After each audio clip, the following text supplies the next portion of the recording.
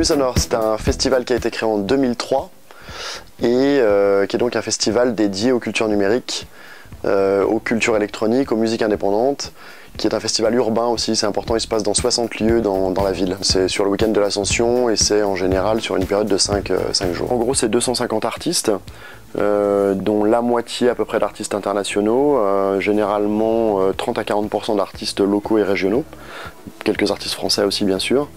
Des artistes qui sont à peu près dans toutes les esthétiques contemporaines de la musique, hein, on va dire, beaucoup d'artistes qui sont issus de la scène rock, indé, hip-hop, évidemment encore des artistes électroniques puisque c'est là que sont nos racines, et puis une place de plus en plus importante aux cultures numériques au sens large, et notamment à la création visuelle. Ce qui est intéressant à Nuits Sonores, c'est de pouvoir vivre le festival vraiment dans la ville, et donc sentir aussi l'énergie de cette ville, et passer d'un bar à un club, d'une galerie d'art contemporain à un parc, d'une friche industrielle à un after après dans un autre lieu de la ville, etc. Et donc d'être dans cette mobilité urbaine qui est intéressante et qui permet de découvrir la ville différemment, aussi dans ses lieux les plus insolites, etc. Le festival accueillait 15 000 personnes à ses débuts et on a connu une croissance constante. Aujourd'hui, on semble se stabiliser aux alentours de 80 000, voilà, depuis 2 ans. Lyon est une ville qui a une scène créative importante. Et la particularité de la scène lyonnaise, c'est qu'elle est très diversifiée. C'est une ville surtout qui a une offre assez riche en termes de salles de concert,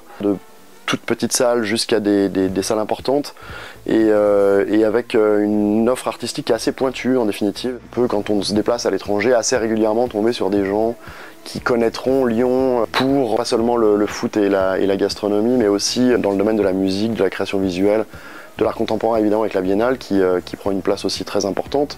Il y a d'ailleurs une synergie là qui est intéressante sur ces questionnements-là.